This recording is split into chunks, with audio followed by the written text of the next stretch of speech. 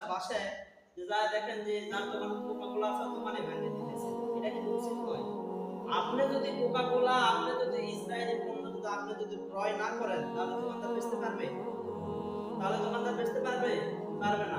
তাহলে আপনি আমি যদি ঠিক থাকি, আমরা ক্রেতারা যদি ঠিক থাকি, দোকানদাররা যদি দোকান ভরে ইসরায়েলি পণ্য করে, ওদের কোনো ফায়দা আছে?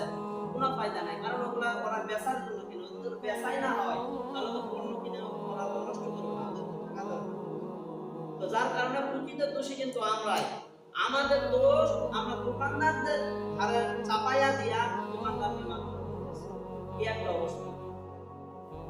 দোকানদারকে মারধর করতেছি, দোকানদারকে পিটাইতেছি যে এরকম জিনিস করতেছি। এগুলা করব।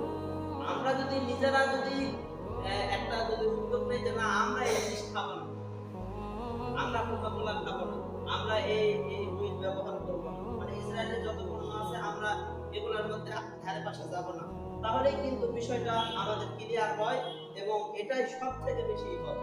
কারণ তাছাড়া যখন আপনি একজন অসহায় লোক এমন লোক আছে তার ওই ব্যবসার উপর জীবিকা নির্বাহ করে, আপনি তার মানে হালাল একটা প্রথাকে ব্যবসা জিনিস হালাল, যদিও বা তিনি ইসরায়েলে পণ্য করেছে, ইসরায়েলের এই বিষয়গুলো তো আমাদের আজকে ভেসে উঠতেছে, এর আগে তো যার কারণে তো অসহায় দোকানদারেরাও জানে না। এমন লোক আছে ইসরায়েলকে ফিলিস্তিনকে তারপর এগুলা বোঝাই না, এরকম আছে না বসারা দোকানদার আছে না, তো তারা কিছুই বোঝে না, তাদেরকে তো মাত্র কইরা লাভ নেই।